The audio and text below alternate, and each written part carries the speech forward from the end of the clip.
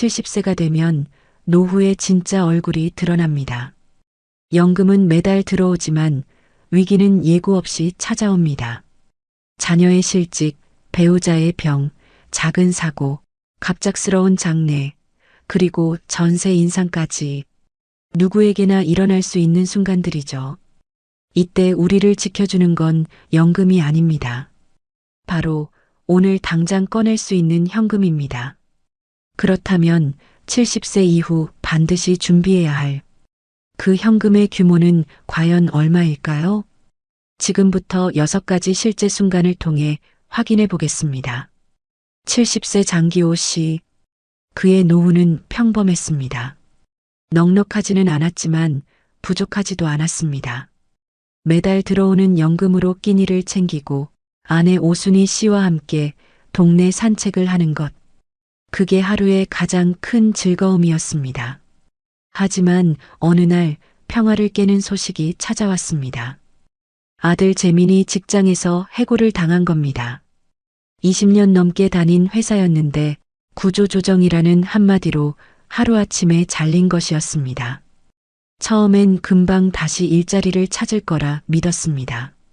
하지만 현실은 냉정했습니다.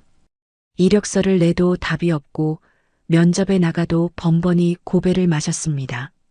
30도 아닌 40도 아닌 이미 45.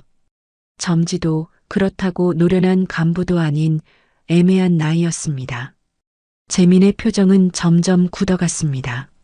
생활비는 쌓여만 갔고 집안 분위기는 냉랭해졌습니다. 아내와의 다툼은 잦아졌습니다. 아이들 학원비, 월세, 생활비. 그 모든 짐이 한꺼번에 그의 어깨를 짓눌렀습니다. 결국 파국이 찾아왔습니다. 며느리가 집을 나가버린 겁니다. 더는 이렇게 못 살겠어. 그녀가 남긴 마지막 말은 차갑게 가슴을 파고들었습니다. 남겨진 건 재민과 어린 손주 둘뿐이었습니다. 갈 곳이 없어진 재민은 결국 부모님 집을 찾았습니다. 손주 둘을 데리고 문을 두드렸습니다. 기호 씨는 애써 밝게 웃으며 맞이했지만 속마음은 무겁게 가라앉았습니다. 그날부터 장기호 씨의 노후는 완전히 달라졌습니다. 더 이상 단순한 지원이 아니었습니다. 양육이 시작된 겁니다. 아침마다 손주들의 도시락을 싸야 했고 학교 준비물도 챙겨야 했습니다. 냉장고는 금세 비워졌고 집안은 하루가 다르게 시끌벅적해졌습니다. 웃음소리가 들릴 때마다 마음은 따뜻해졌지만 지출은 눈에 띄게 불어났습니다. 기호 씨는 밤마다 통장을 열어보았습니다. 남은 돈을 세어보고 또 세어보았습니다. 비상금은 눈 깜짝할 새 줄어들고 있었습니다. 아내 순희 씨는 손주들이 잘 때마다 한숨을 쉬었습니다. 여보, 우리 버틸 수 있을까? 그녀의 목소리는 떨렸습니다. 처음에는 3달만 도와주면 될 거라 생각했습니다. 아들이 다시 자리 잡을 거라 믿었습니다. 하지만 3달은 6달이 되었고 6달은 어느새 1년을 넘겼습니다. 재민의 재취업은 여전히 요원했고 기호 씨의 지갑은 점점 가벼워지고 있었습니다. 손주들을 바라볼 때마다 마음은 복잡했습니다. 밥을 먹고 웃고 잠든 얼굴을 보면 그래, 우리가 지켜야지 라는 생각이 들었습니다. 하지만 동시에 이렇게 계속 버틸 수 있을까? 라는 두려움도 커져갔습니다. 그는 깨달았습니다.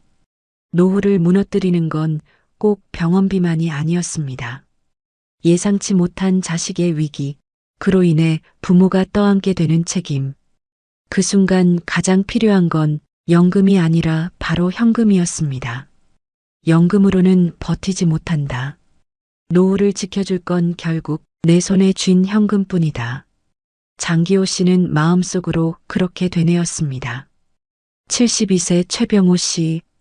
그의 하루는 단조롭지만 평화로웠습니다. 아침이면 신문을 꼼꼼히 읽으며 세상 돌아가는 소식을 챙기고 점심에는 동네 사람들과 장기를 두며 소일했고 저녁이면 아내 윤미 씨와 나란히 앉아 드라마를 보며 웃곤 했습니다. 오랜 직장 생활을 마친 뒤 맞이한 노후는 그저 평범했지만 그 평범함이 더없이 고마운 나날이었습니다. 사소한 불편이 있더라도 함께하는 시간이 있다는 것만으로도 충분했습니다. 그러던 어느 날 아침, 식탁에 앉아있던 병호 씨의 손에서 숟가락이 떨어졌습니다. 처음에는 단순한 실수라고 생각했습니다. 하지만 이내 손끝에 힘이 빠지고 입술이 비뚤어지며 말이 엉키기 시작했습니다. 여보, 뇌졸 중이야. 119 불러야 돼. 윤미 씨는 순간 직감했고 곧장 전화를 걸었습니다. 사이렌 소리와 함께 구급차가 달렸습니다. 병호 씨는 의식은 또렷했지만 팔과 다리는 납덩이처럼 무거워져 움직이지 않았습니다. 혀는 제멋대로 굴러가 발음이 꼬였고 속으로는 분명히 생각이 또렷한데 입은 전혀 말을 따라주지 않았습니다. 그 답답함에 눈물까지 맺혔습니다. 응급실에서 각종 검사가 이어졌습니다. CT, MRI, 혈관 촬영. 의사는 단호히 말했습니다. 혈관이 막혔습니다. 지금 바로 수술해야 합니다. 순간 윤미 씨의 다리가 풀렸지만 망설일 틈은 없었습니다. 다행히 수술은 성공적으로 끝났습니다. 하지만 문제는 그 다음이었습니다.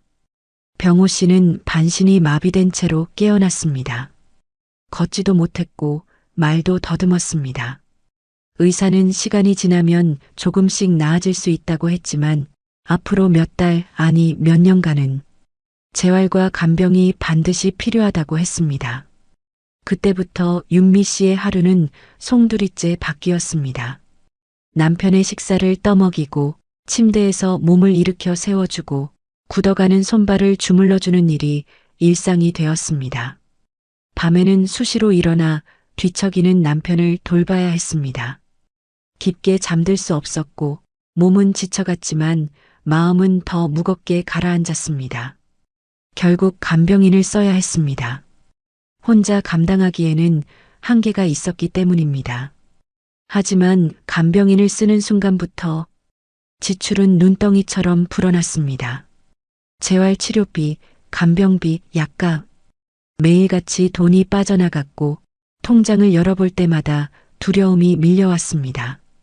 연금은 일정하게 들어왔지만 그 돈만으로는 턱없이 부족했습니다. 우리가 이렇게 오래 버틸 수 있을까? 윤미 씨는 매일 계산기를 두드리며 한숨을 내쉬었습니다. 다행히 부부는 몇 년 전부터 혹시 모를 상황에 대비해 조금씩 모아둔 현금이 있었습니다. 그 돈 덕분에 병원비를 제때 낼 수 있었고 간병인을 쓰며 남편의 회복을 이어갈 수 있었습니다. 만약 그 돈이 없었다면 어땠을까요?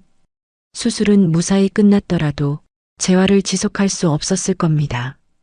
간병인을 두지 못했다면 윤미 씨 혼자 돌보다가 결국 쓰러지고 말았을지도 모릅니다.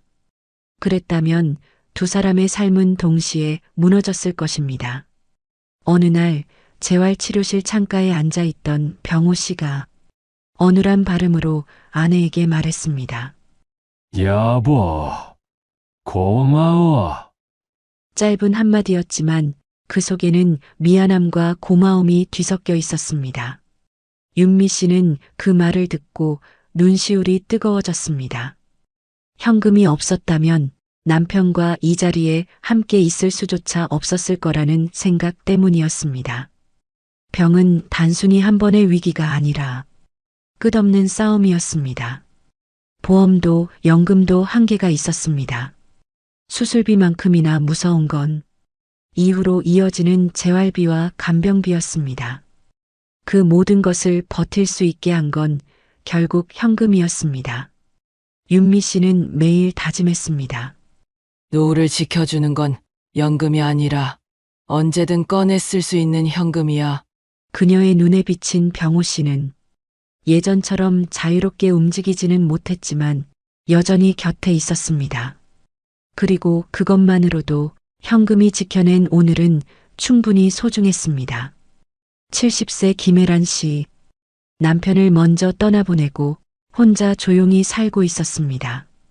아침이면 작은 마당의 감나무를 바라보고 점심은 근처 시장에서 사온 반찬으로 간단히 차려 먹고 저녁에는 동네 경로당에서 친구들과 이야기를 나누며 하루를 마쳤습니다. 그 집은 특별한 곳이었습니다. 남편과 함께한 20년의 추억이 담겨 있었고 아이들을 키운 흔적도 고스란히 남아 있었습니다. 낡았지만 정겨웠고 무릎이 불편한 혜란 씨에게는 근처 병원과 시장, 경로당이 가까워 더없이 편리한 곳이었습니다. 하지만 그 평화는 한 통의 전화로 흔들렸습니다. 집주인의 목소리는 평소와 달리 굳어 있었습니다. 김 여사님, 전세금을 올려야 할 것 같습니다. 순간 혜란 씨의 손에서 전화기가 미끄러질 뻔했습니다. 전세금을 올려달라는 말은 곧 이 집을 지킬 수 있을지의 문제였기 때문입니다. 며칠 뒤 직접 마주 앉아 이야기를 나눴습니다. 집주인은 미안한 표정을 지었지만 말은 단호했습니다. 요즘 다 올랐습니다. 옆집도 뒷집도 다 그렇습니다. 저도 세금이 늘고 수리비가 계속 들어가서 혜란 씨는 고개를 끄덕였지만 속은 무너져 내렸습니다. 이 나이에 어디로 가라는 건가? 그날 밤 잠을 이룰 수 없었습니다. 익숙한 골목, 단골 가게, 친구들과 웃던 경로당. 그 모든 걸 잃어야 하는 건 아닐까 하는 두려움이 파도처럼 몰려왔습니다. 아이들에게 손을 벌릴 수도 없었습니다. 큰아들은 대출에 허덕였고 작은아들은 아직 아이들 교육비로 빠듯했습니다. 엄마, 조금만 기다려. 라는 말이 오히려 마음을 무겁게 했습니다. 혜란 씨는 며칠 동안 은행 통장을 열어보며 깊은 한숨을 쉬었습니다. 노후를 대비해 모아둔 돈, 혹시 모를 병원비나 생활비를 위해 아껴둔 돈. 그 돈을 써야 하는 걸까? 마지막 보루라고 여겼던 돈을 꺼내 쓰는 순간 앞으로의 안전망은 사라질지도 모른다는 불안이 짓눌렀습니다. 하지만 선택의 여지는 많지 않았습니다. 집을 잃는 순간 병원도 시장도 친구들도 모두 멀어질 겁니다. 새로운 동네에서 낯선 사람들과 관계를 맺어야 하는 두려움. 버스를 오래 타야만 나올 수 있는 불편함. 무릎이 좋지 않은 혜란 씨에게는 그 모든 게 큰 짐이었습니다. 은행 창구에 앉아 돈을 찾을 때 손이 떨렸습니다. 20년 동안 조금씩 쌓아 올린 돈이 순식간에 사라지는 기분이었습니다. 여보, 나 잘한 거겠지. 혜란 씨는 속으로 중얼거렸습니다. 새 계약서에 도장을 찍는 순간 숨이 턱 막히던 긴장이 풀렸습니다. 적어도 앞으로 몇 년은 이 집에서 계속 살 수 있었습니다. 감나무가 서 있는 마당, 봄이면 노란 꽃이 피는 담벼락, 경로당에서 들려오는 웃음소리. 그 모든 일상이 지켜진 겁니다. 그날 저녁 남편의 사진 앞에 앉아 혜란 씨는 조용히 말했습니다. 당신이 심어둔 감나무, 앞으로도 내가 지킬게요. 비상금이 없었다면 그녀는 낯선 동네로 밀려나야 했을 겁니다. 버스도 드물고 병원도 멀고 친구 하나 없는 곳에서 홀로 노후를 보내야 했을 겁니다. 현금은 단순한 돈이 아니었습니다. 익숙한 집과 일상, 그리고 삶의 터전을 지켜주는 힘이었습니다. 노후를 안전하게 만드는 건 화려한 자산이 아니라 당장 꺼내 쓸 수 있는 그 현금이었습니다. 73세 임춘식 씨와 아내 김정임 씨의 노후는 소박했습니다. 큰 욕심 없이 매달 들어오는 연금과 조금씩 모아둔 적금으로 그럭저럭 살아가고 있었습니다. 아침이면 함께 동네 뒷산을 오르며 건강을 챙겼고 점심에는 된장국과 김치, 작은 생선 한 토막을 나누며 식사를 했습니다. 저녁에는 복지관 노래교실에 나가 젊은 시절 즐겨 부르던 노래를 함께 부르며 웃었습니다. 평범했지만 그 평범함이 더없이 고마운 날들이었습니다. 그 일상이 무너진 건 한겨울이었습니다. 눈이 소복이 쌓인 어느 날 보일러가 갑자기 멈춰버린 겁니다.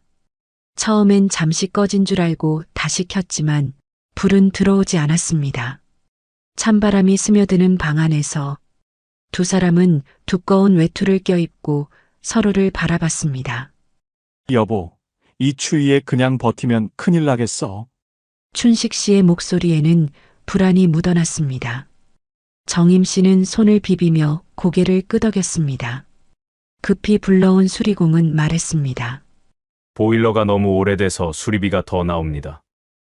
교체해야 합니다. 순간 두 사람의 가슴은 철렁 내려앉았습니다. 교체라니 그건 곧 수백만 원이 드는 큰 돈이었습니다. 연금으로는 생활비와 약값을 간신히 감당할 뿐 이런 예상치 못한 목돈에는 답이 없었습니다. 더 큰 문제는 시간이었습니다. 며칠을 버티다간 저체온증이나 폐렴 같은 위험이 찾아올 수 있었습니다. 나이가 든 두 사람에게 추위는 단순한 불편이 아니라 생명의 위협이었습니다. 정임 씨는 남편 몰래 부엌에서 눈물을 훔쳤습니다. 우리가 이 나이에 이런 일까지 겪어야 하나. 병원비도 아슬아슬한데 집에서조차 안전하지 못하다니 두려움이 몰려왔습니다. 그때 춘식 씨가 서랍 깊숙이 넣어둔 봉투를 떠올렸습니다.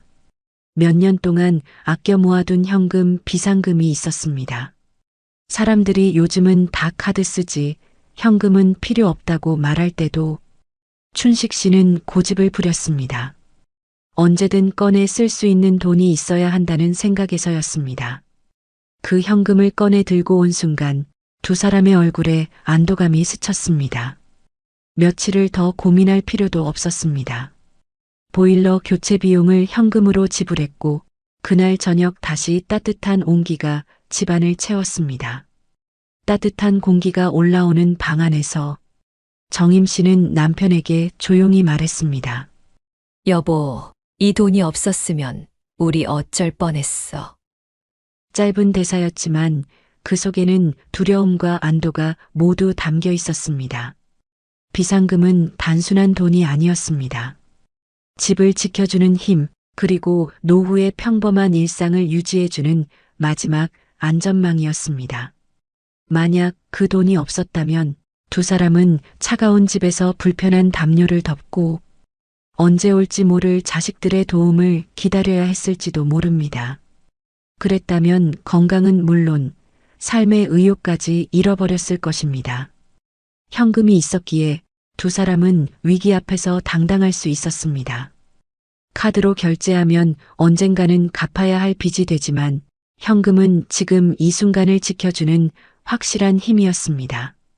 춘식 씨는 그날 밤 창밖에 쌓이는 눈을 보며 생각했습니다. 늙어도 이렇게 버틸 수 있는 건 결국 현금 덕분이구나. 노후를 위협하는 건 거대한 사건만이 아니었습니다. 보일러 고장, 가전제품 교체, 갑작스러운 집수리. 누구에게나 일어날 수 있는 작은 사건이지만 그 순간을 지켜주는 건 결국 당장 꺼내 쓸 수 있는 돈이었습니다. 70세 윤정옥 씨. 아침 햇살이 들어오는 거실에 앉아 있는데도 집안은 텅 빈 듯 적막했습니다. 불과 몇 달 전까지만 해도 남편의 기침 소리와 라디오 볼륨이 뒤섞여 이 집을 가득 채웠습니다.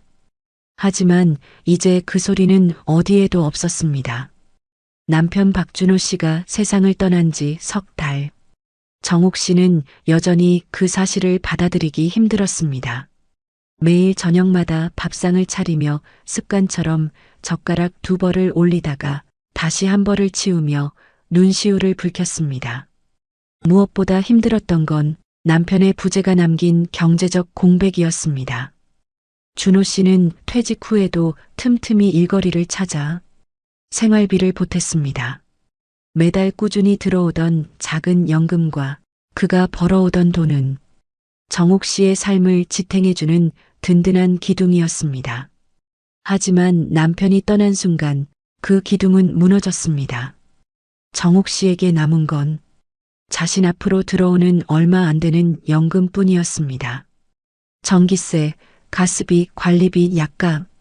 하루에도 몇 번씩 지갑을 열다 보면 돈은 물처럼 빠져나갔습니다.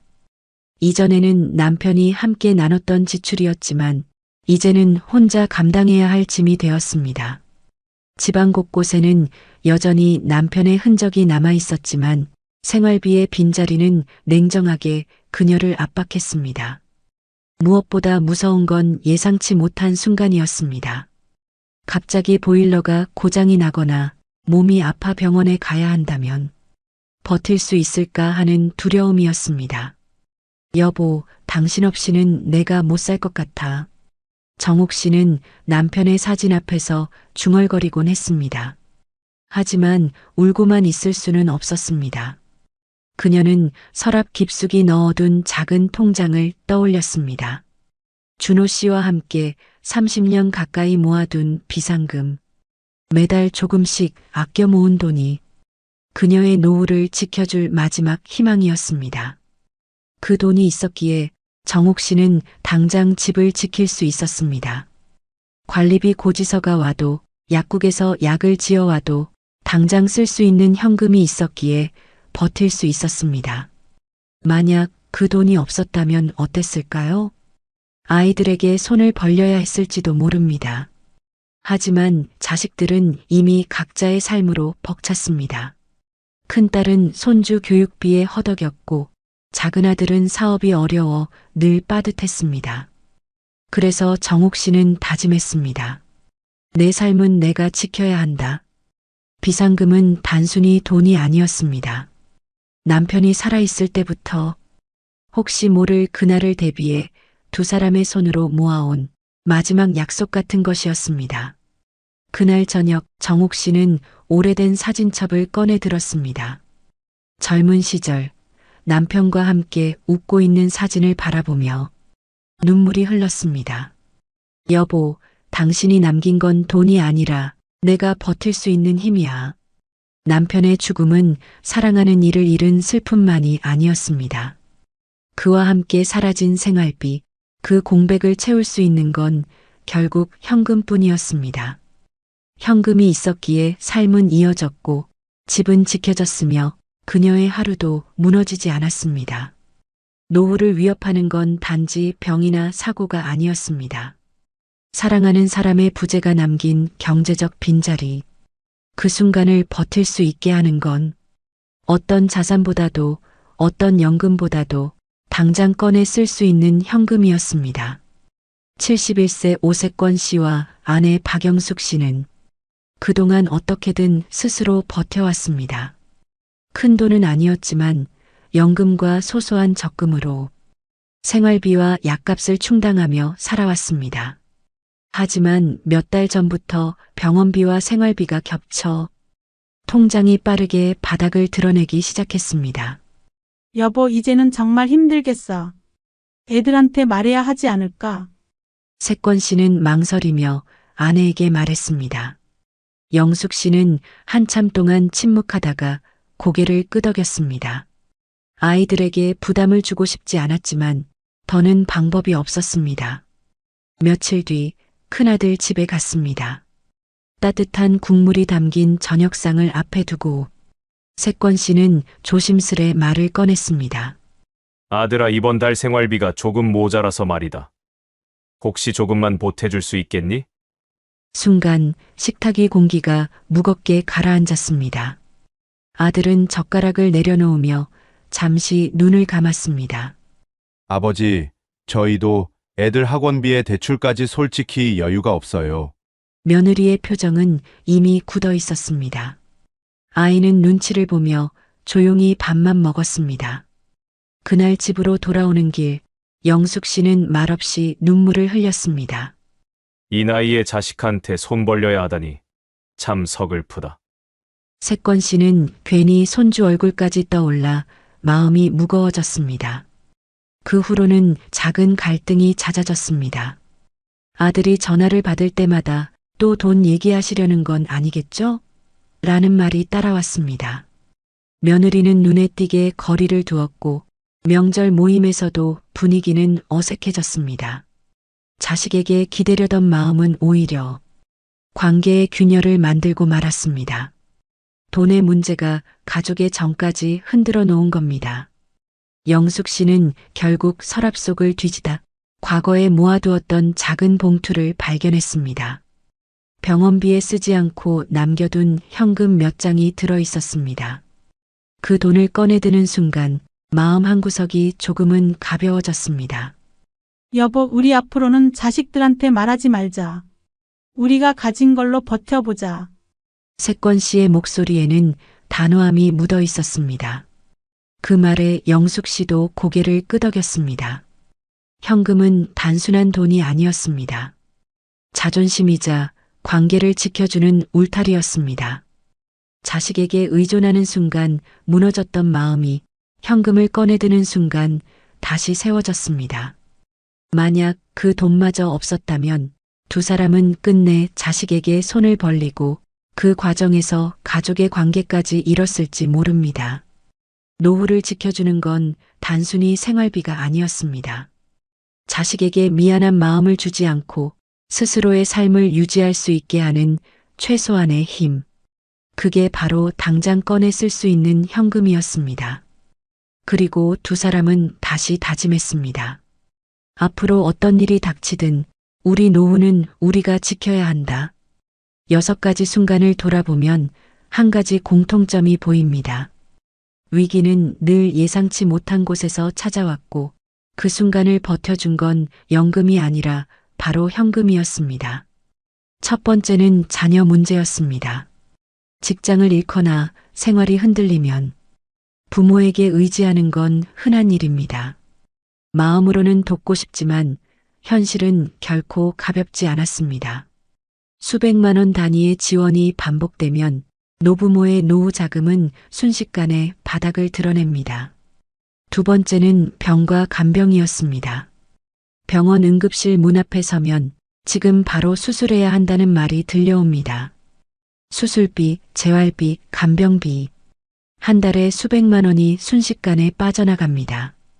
보험이 있어도 당장은 본인 부담이 먼저입니다. 그때 필요한 건 역시 손에 잡히는 돈이었습니다. 세 번째는 집이었습니다. 수십 년을 살아온 전셋집, 집주인의 한마디로 전세금이 수천만 원 올라갑니다. 익숙한 동네를 떠나야 하나, 아니면 비상금을 깨서라도 지켜야 하나. 결국 현금이 있어야 삶의 터전을 지킬 수 있었습니다. 네 번째는 배우자의 죽음 이후 찾아오는 생활 공백입니다. 평생을 함께했던 남편이 세상을 떠나자 매달 들어오던 연금과 생활비가 한순간에 끊겼습니다. 장례 비용은 물론 그 뒤에 생활비까지. 슬픔 속에서도 당장 필요한 건 역시 돈이었습니다. 다섯 번째는 생활 속 갑작스러운 지출입니다. 한겨울에 고장이 난 보일러, 생계를 책임지던 낡은 트럭, 고쳐도 소용없다는 진단이 떨어지면 교체 비용만 수백만 원이 필요합니다. 노후에는 이런 돌발 상황이 오히려 더 자주 찾아옵니다. 여섯 번째는 자식에게 의존했을 때의 갈등입니다. 처음에는 미안하지만 곧 당연해집니다. 부담이 쌓이고 대화는 단절되고 마침내 갈등은 가족관계를 무너뜨립니다. 이 역시 부모 스스로 현금을 준비했을 때만 피할 수 있는 문제였습니다.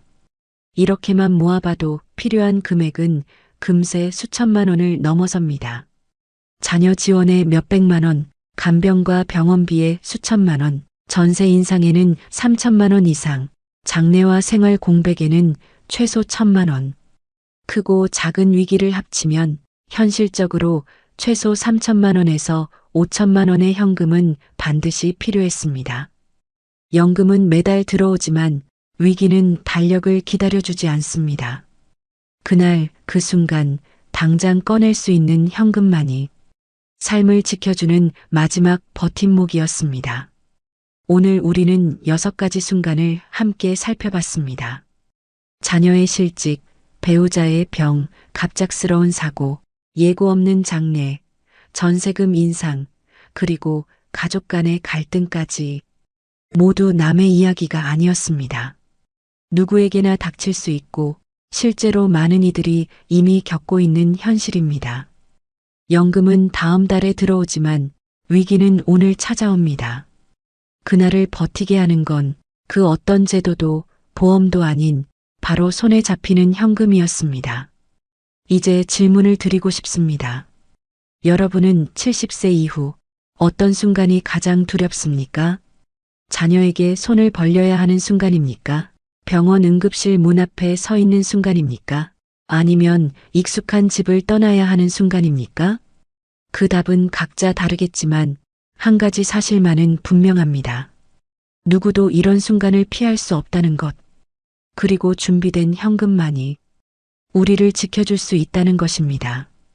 오늘의 영상이 도움이 되셨다면 앞으로도 함께 준비할 수 있도록 구독, 좋아요, 댓글 꼭 부탁드립니다. 여러분의 작은 참여가 저에게는 큰 힘이 됩니다. 감사합니다. 연금만 믿고 계십니까? 안타깝게도 그걸로는 절대 버틸 수 없습니다. 65세 이후 노후를 지켜주는 건 연금이 아니라 지금 당장 꺼내 쓸 수 있는 현금입니다. 그렇다면 반드시 준비해야 할 현금은 과연 얼마일까요? 67세 정혜수 씨. 매일 새벽 5시에 일어납니다. 40년 넘게 몸에 밴 습관이었죠. 퇴직한 지 2년이 지났지만 여전히 그의 하루는 낡은 1톤 트럭과 함께 시작되었습니다. 그 트럭은 2001년에 샀던 기아 봉고였어요. 벌써 23년이 흘렀지만 정혜수 씨에게는 소중한 동반자였습니다. 국민연금으로 월 95만 원, 아내 명자 씨도 월 48만 원이 나왔지만 부부 합쳐 143만 원으로는 부족했어요. 명자 씨의 당뇨약값 만월 12만 원, 매달 내야 하는 관리비 30만 원, 전기세, 가스비, 통신비까지 합치면 20만 원, 가끔 찾아오는 손자에게 주는 용돈 10만 원. 기본 생활비만 해도 200만 원은 넘었거든요. 그래서 퇴직 후에도 계속 일했습니다. 그 트럭으로 월 100만 원 정도 벌었어요. 건설 현장 자재 운반이 주된 일이었죠. 시멘트, 철근, 목재를 실어 나르는 일. 하루 일당이 12만 원에서 15만 원 사이였어요. 가끔은 마트 물품 배송도 했고 이사짐 운반 일도 맡았습니다. 몸은 힘들었지만 연금과 합쳐서 월 243만 원으로 겨우 생활할 수 있었어요. 그런데 그날 아침이었습니다. 평소처럼 시동을 걸었는데 컥컥컥 소리만 날 뿐 시동이 걸리지 않았어요. 이상하네. 정혜수 씨는 다시 한번 시도했습니다. 키를 돌려도 여전히 엔진이 돌아가지 않았어요. 계기판의 경고등들이 빨갛게 켜져 있었습니다. 23년 된 트럭이라 가끔 말썽을 부리긴 했지만 이번엔 뭔가 심각해 보였어요. 급하게 정비소에 전화를 걸었습니다. 오늘 오후에 건설 현장 일이 잡혀 있었거든요. 신축 아파트 현장에서 철근을 운반하는 일. 하루 일당 15만 원을 받기로 한 중요한 일이었어요. 사장님, 트럭이 시동이 안 걸려요. 급한 일이 있는데 견인차 좀 보내주세요. 1시간 후 견인차가 왔습니다. 정혜수 씨는 발을 동동 굴렀어요. 일감을 놓치면 그날 벌이가 없어지는 거였거든요. 더군다나 건설 현장 일은 믿을 만한 단골 거래처였어요. 정비소에서 2시간을 기다렸습니다. 정비사가 트럭을 꼼꼼히 살펴보더니 심각한 표정으로 나왔어요. 아저씨, 엔진이 완전히 나갔습니다. 수리할 수 있나요? 23년 된 차라. 엔진 교체를 해야 해요. 그럼 얼마나 들까요? 정비사는 고개를 저었습니다. 수리비만 800만 원에서 900만 원. 거기에 다른 부품들도 교체해야 한다고 했어요. 차라리 새 차를 사는 게 낫다고 조언했습니다. 정혜수 씨에게는 하늘이 무너지는 소리였어요. 그 트럭이 생계수단의 전부였거든요. 퇴직 후 2년 동안 그 트럭으로 벌어온 돈이 월 100만 원. 그 돈 없이는 생활이 불가능했어요. 중고차는 얼마 정도 해요? 1톤 트럭 괜찮은 중고가 1200만 원 정도 하고 새 차는 2800만 원 넘어요. 1200만 원. 정혜수 씨에게는 천문학적인 숫자였어요. 연금 143만 원으로는 절대 마련할 수 없는 돈이었거든요. 그날 오후 일도 결국 취소해야 했습니다. 현장 소장에게 전화를 걸어 사정을 설명했어요. 다행히 이해해 주었지만 15만 원 수입이 날아간 건 아쉬웠습니다. 집에 돌아온 정혜수 씨는 깊은 한숨을 쉬었어요. 명자 씨가 걱정스러운 표정으로 물었습니다. 여보, 어떻게 됐어요? 트럭이 완전히 망가졌어. 새 차를 사려면 1,200만 원이 필요해. 명자 씨는 잠시 말이 없었습니다. 그러더니 조용히 말했어요. 여보, 다행히 우리가 미리 모아둔 돈이 있잖아요. 그 돈은 두 부부가 15년 넘게 조금씩 모은 거였어요. 정혜수 씨가 회사 다닐 때부터 매달 20만 원에서 30만 원씩 노후를 위해 차곡차곡 모아둔 비상금이었죠. 지금까지 총 2,100만 원이 모여 있었어요. 하지만 정혜수 씨는 망설였어요.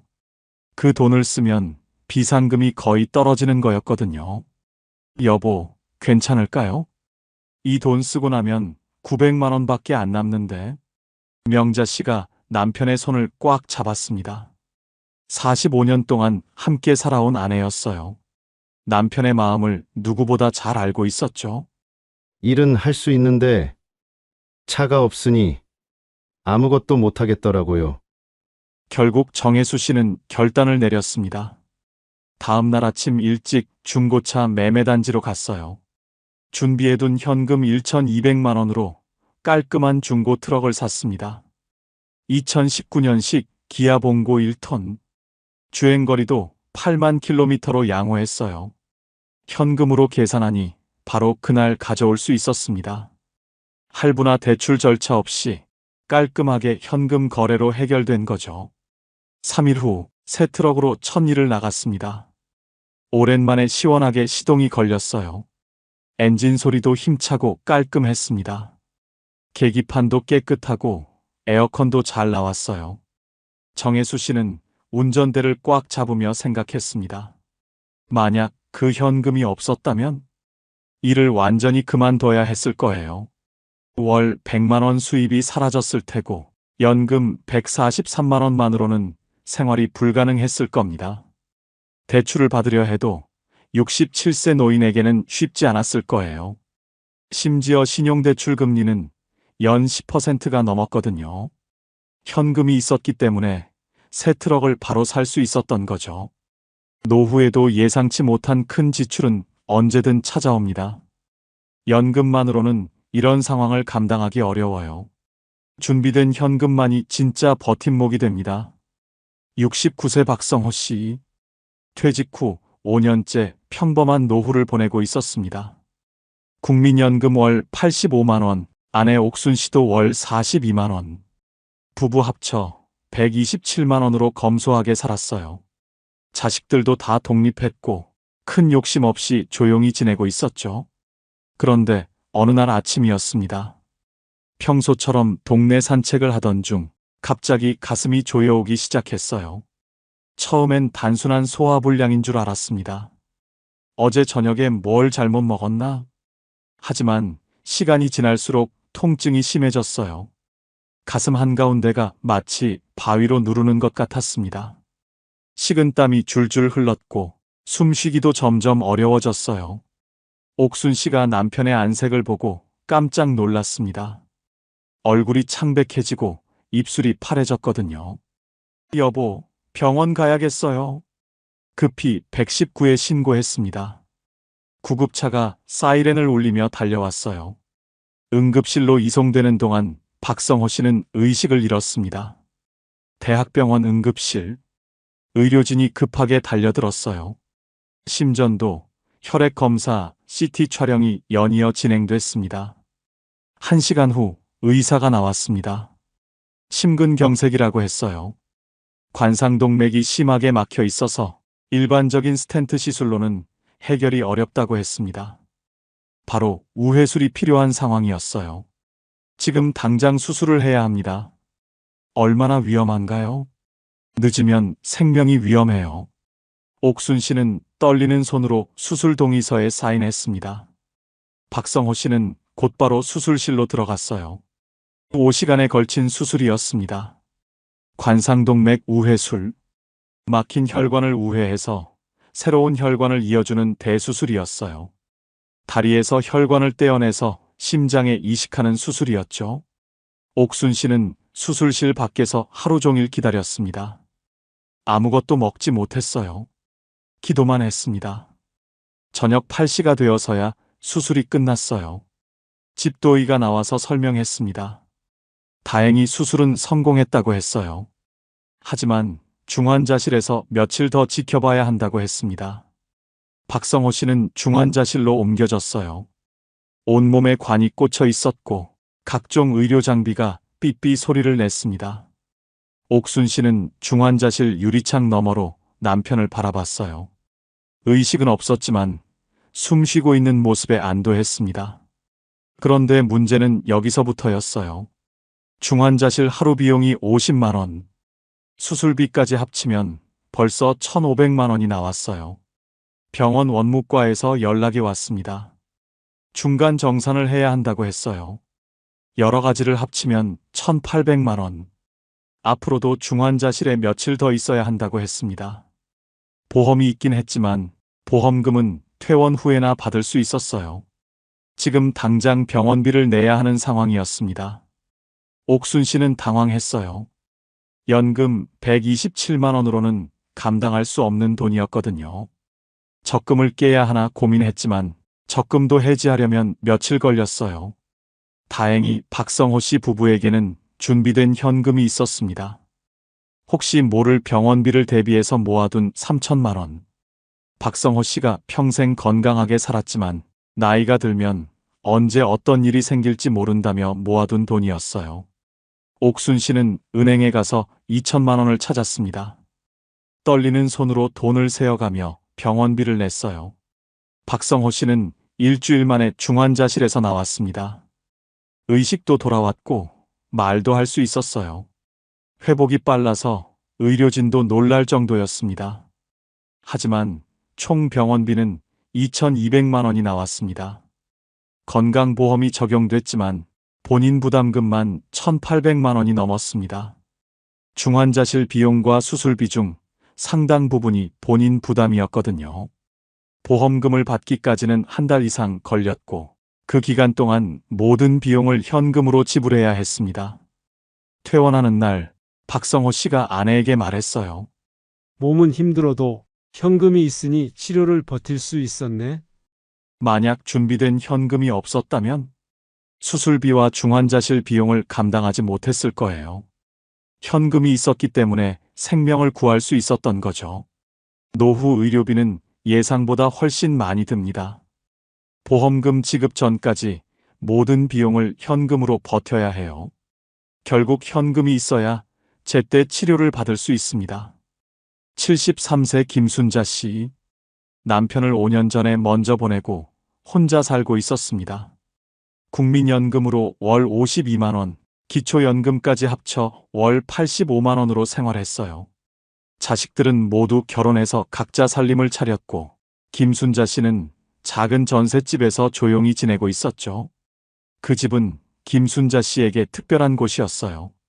남편과 함께 20년을 살았던 추억이 담긴 공간이었거든요. 2층짜리 빌라의 1층 집.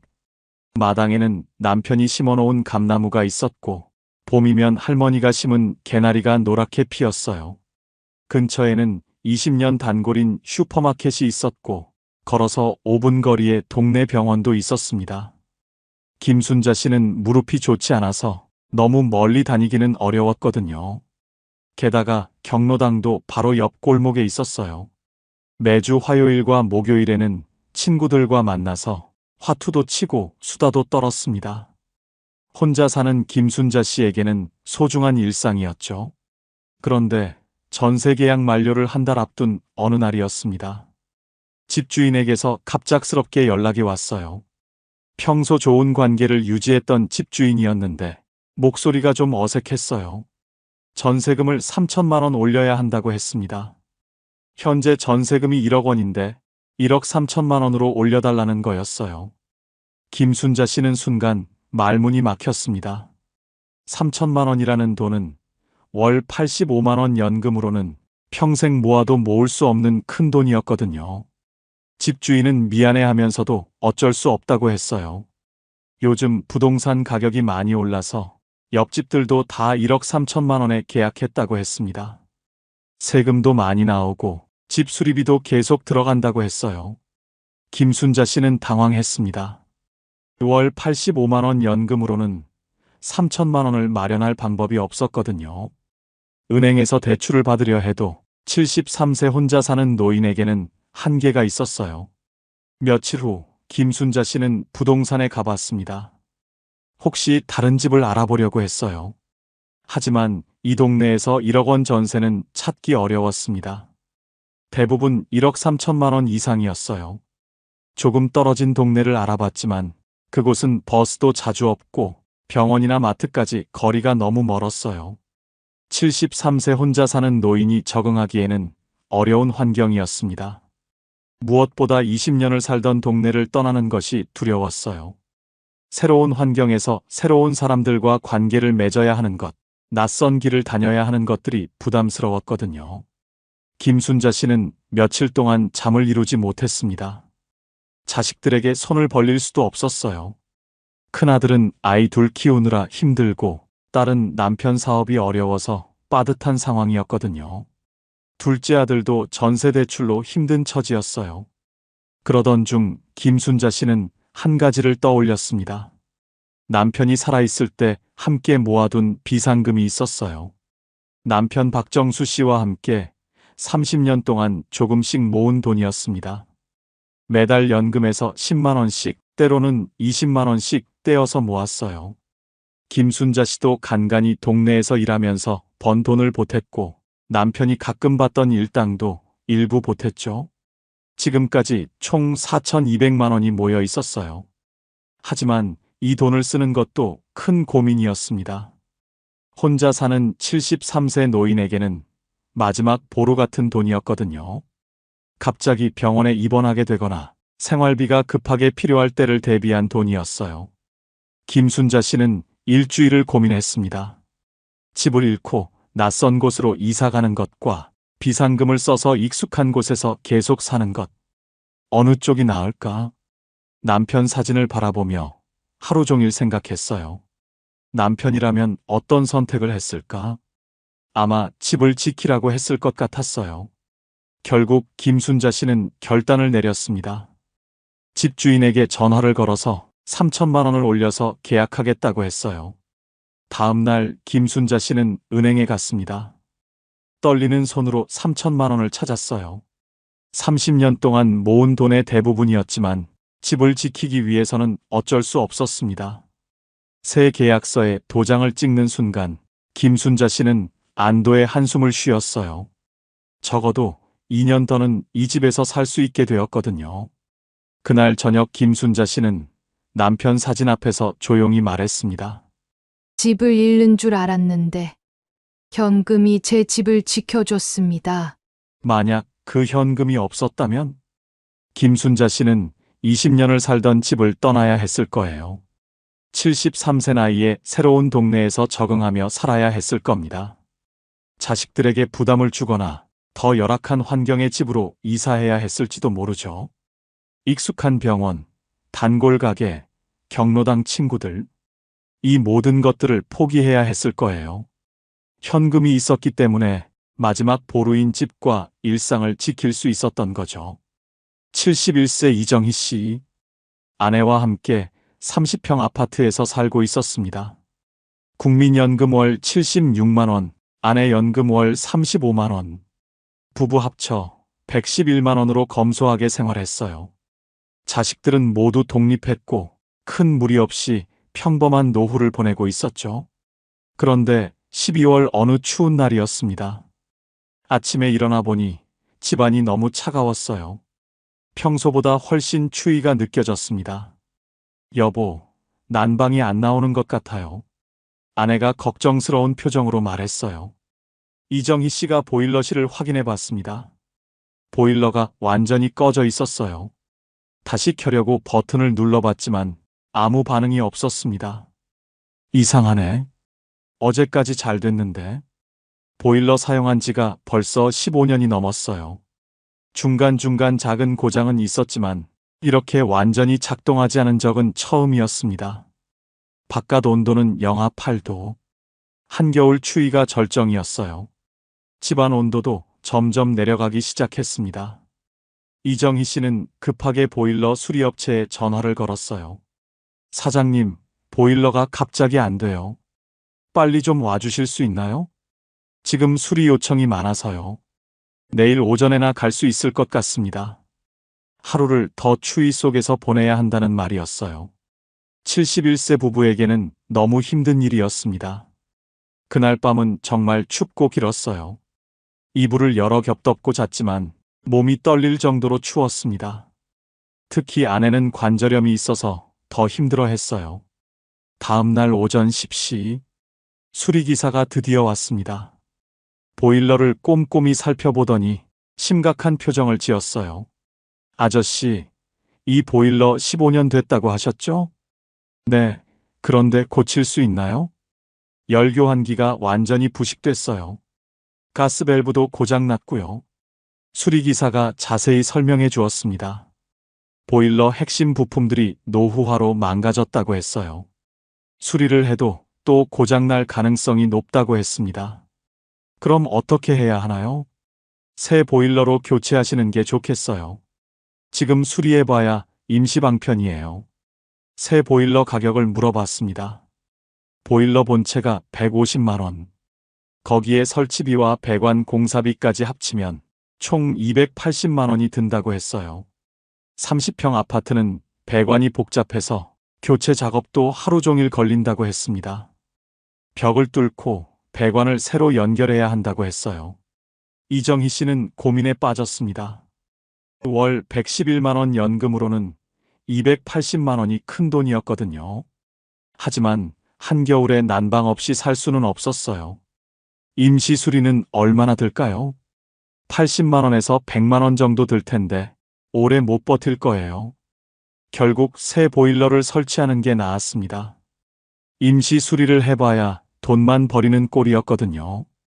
이정희 씨 부부는 다행히 준비된 현금이 있었어요. 매달 연금에서 5만 원씩 10년 넘게 모아둔 비상금이었습니다. 큰 수리비나 의료비를 대비해서 모은 돈이었죠. 은행에 저축해둔 800만 원 중에서 280만 원을 찾아서 보일러 교체비로 냈어요. 그날 오후부터 공사가 시작됐습니다. 기사 2명이 와서 거의 하루가 걸렸어요. 오래된 보일러를 철거하고 새 보일러를 설치했습니다. 배관도 일부 교체해야 했어요. 15년 된 배관이 부식되어 있었거든요. 벽에 구멍을 뚫고 새 배관을 연결했습니다. 저녁 7시가 되어서야 모든 작업이 끝났어요. 새 보일러에 시운전을 했습니다. 따뜻한 온수가 나오기 시작했어요. 잘 되는 것 같네요. 기사가 만족스러운 표정으로 말했습니다. 그날 밤 이정희 씨 부부는 오랜만에 따뜻한 잠을 잤어요. 새 보일러 덕분에 집안이 금세 따뜻해졌습니다. 다음 날 아침 이정희 씨가 아내에게 말했어요. 그 돈이 없었으면 한겨울에 난방도 못하고 지낼 뻔했어. 만약 준비된 현금이 없었다면 이정희 씨 부부는 추운 겨울을 견뎌야 했을 거예요. 임시 수리를 해도 또 고장났을 테고 결국 더 큰 비용이 들었을지도 모릅니다. 71세 고령자에게 한겨울 추위는 생명과도 직결된 문제예요. 현금이 있었기 때문에 즉시 문제를 해결하고 따뜻한 겨울을 날 수 있었던 거죠. 작은 현금이 노후의 안정을 지켜줍니다. 갑작스러운 고장이나 수리비가 생겨도 준비된 현금으로 즉시 해결할 수 있어요. 68세 김철수 씨, 아내 영희 씨와 함께 평범한 노후를 보내고 있었습니다. 국민연금 월 82만 원, 아내 연금 월 39만 원.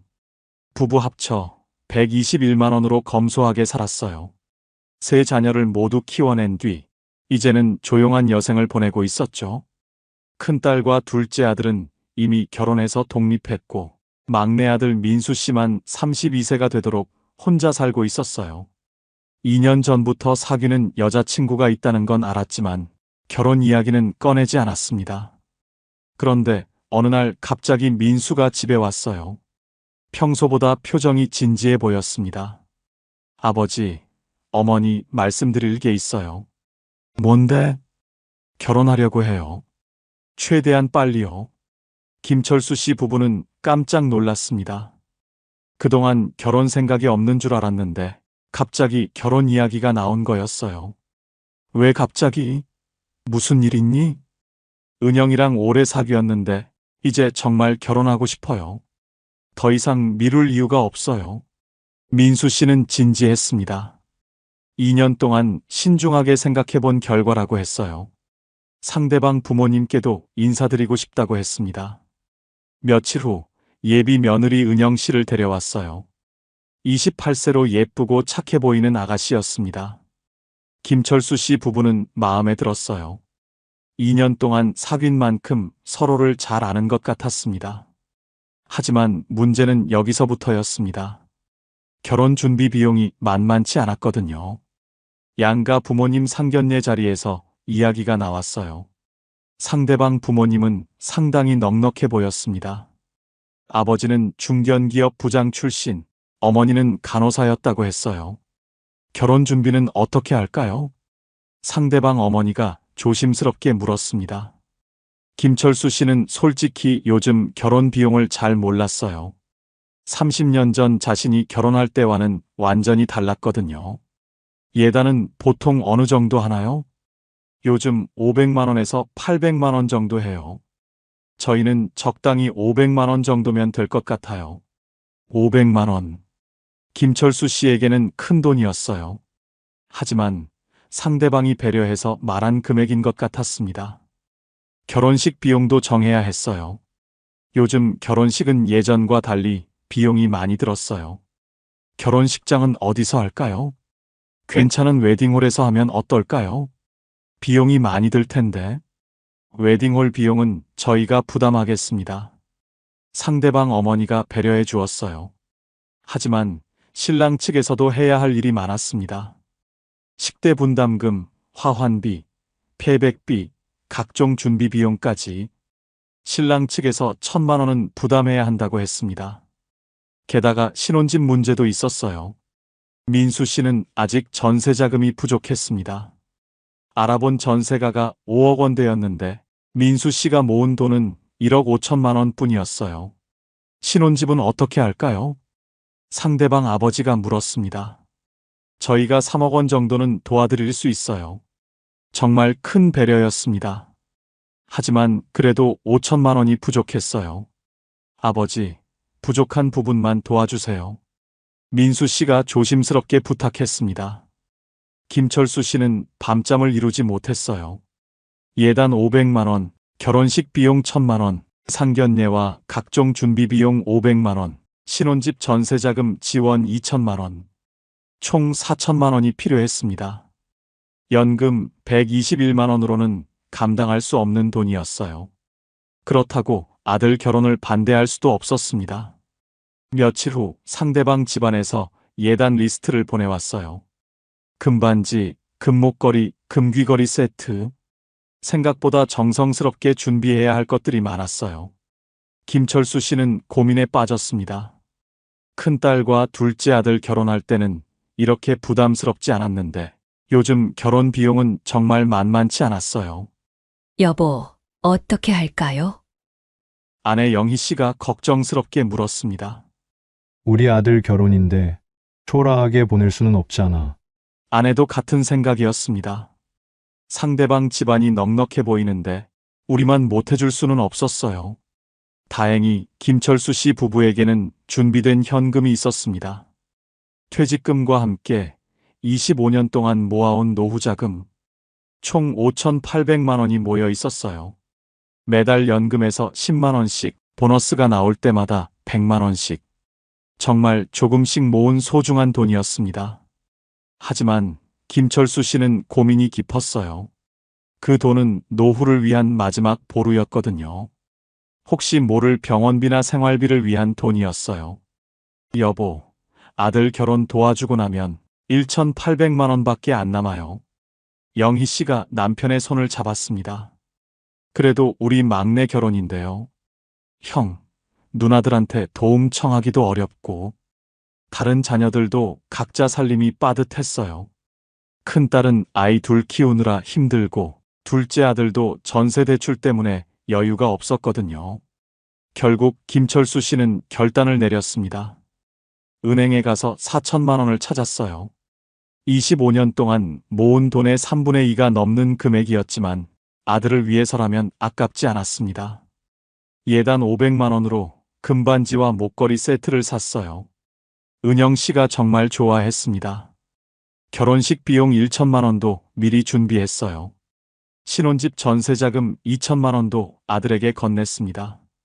결혼식 당일, 민수 씨는 정말 행복해 보였습니다. 은영 씨도 예쁜 웨딩드레스를 입고 환하게 웃었어요. 상대방 부모님도 만족스러워 했습니다. 정말 정성스럽게 준비해 주셨네요. 우리 딸 좋은 집안으로 시집 보내는 것 같아 마음이 놓여요. 김철수 씨는 뿌듯했습니다. 비록 돈은 많이 들었지만 아들이 행복하다면 그것으로 충분했어요. 결혼식이 끝나고 집에 돌아온 김철수 씨. 통장 잔액을 확인해 보니 1,800만 원이 남아 있었어요. 25년 모은 돈 중 대부분을 썼지만 후회는 없었습니다. 며칠 후 아들 부부가 인사를 왔어요. 아버지, 어머니, 정말 감사해요. 덕분에 좋은 결혼식 올릴 수 있었어요. 그날 저녁 김철수 씨가 아내에게 말했어요. 우리 막내 결혼인데 초라하게 해줄 수는 없지. 만약 준비된 현금이 없었다면 김철수 씨는 아들 결혼을 제대로 도와줄 수 없었을 거예요. 대출을 받기에는 나이가 많았고 다른 자녀들에게 부탁하기도 어려운 상황이었거든요. 현금이 있었기 때문에 아들의 인생 최대 행사를 성공적으로 치를 수 있었던 거죠. 비록 노후 자금은 줄어들었지만 가족의 행복을 지킬 수 있었습니다. 트럭 교체에 1,200만 원, 심장 수술과 중환자실에 2천만 원, 전세 인상에 3천만 원, 보일러 교체에 280만 원, 자식 결혼 자금에 4천만 원. 이렇게 몇 가지 사례만 합쳐도 필요한 현금은 금세 1억 원을 훌쩍 넘습니다. 물론 모든 상황이 한꺼번에 오지는 않지만 최소한 3천만 원에서 5천만 원 현금은 준비해야 합니다. 65세 이후 우리 노후를 지켜주는 건 거액의 자산이 아닙니다. 바로 지금 당장 꺼내 쓸 수 있는 현금입니다. 연금만으로는 절대 부족합니다. 현금이 있어야 노후도 지켜낼 수 있습니다.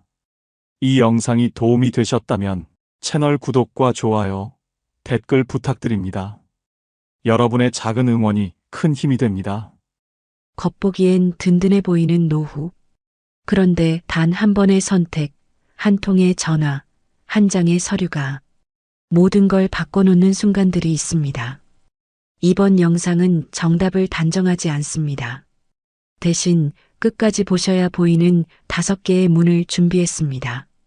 문을 열 때마다 나도 저럴 수 있겠네 하는 장면들이 나옵니다. 당신은 몇 번째 문에서 멈추게 될까요?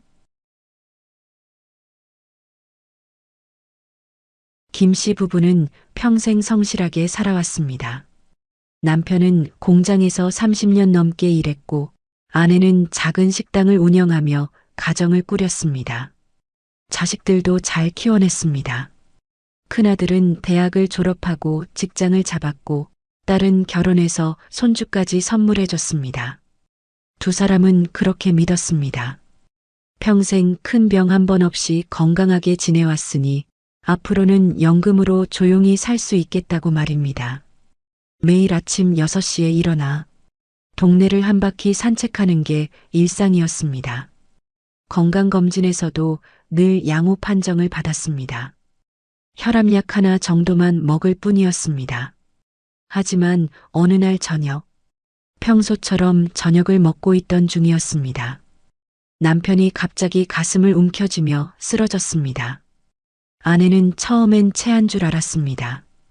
등을 두드려주고 물을 떠다 줬습니다. 하지만 남편의 얼굴이 점점 파랗게 질려갔습니다.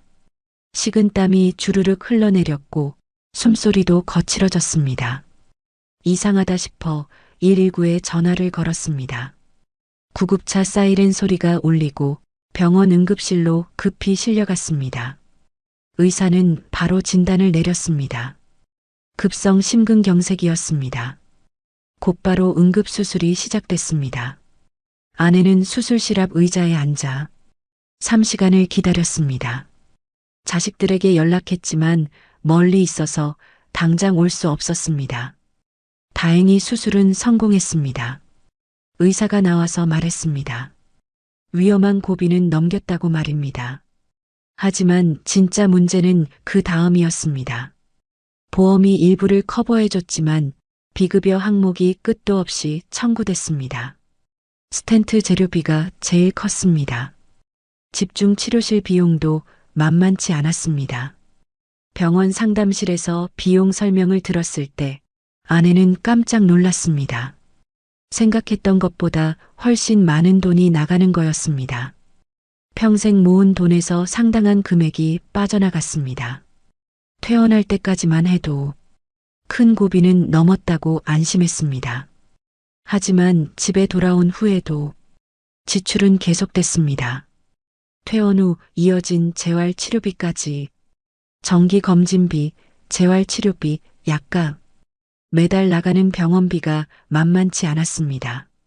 3개월마다 받는 정밀검사 비용도 부담이었습니다. 예전에는 월 생활비가 100만 원이면 충분했습니다.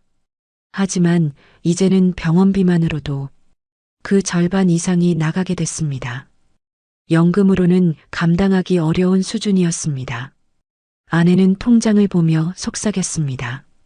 여보, 우리 이제 어떻게 버티나요? 목소리에는 걱정이 가득했습니다. 평생 큰 병 없이 살아온 부부에게는 정말 예상하지 못한 큰 지출이었습니다. 연금으로 평온하게 살 계획이었는데 갑자기 생활비가 2배로 늘어난 셈이었습니다. 주변 사람들도 비슷한 이야기를 했습니다. 우리도 그런 일 겪었어요. 정말 하루아침에 인생이 바뀌더라고요. 이런 일이 결코 특별한 경우가 아니었습니다.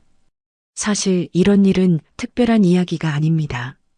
주변을 둘러보면 비슷한 경험을 한 분들이 많습니다. 한국보건사회연구원 조사에 따르면 65세 이상 가구는 전체 소비의 20% 이상을 의료비로 지출하고 있습니다. 쉽게 말해서 이런 겁니다.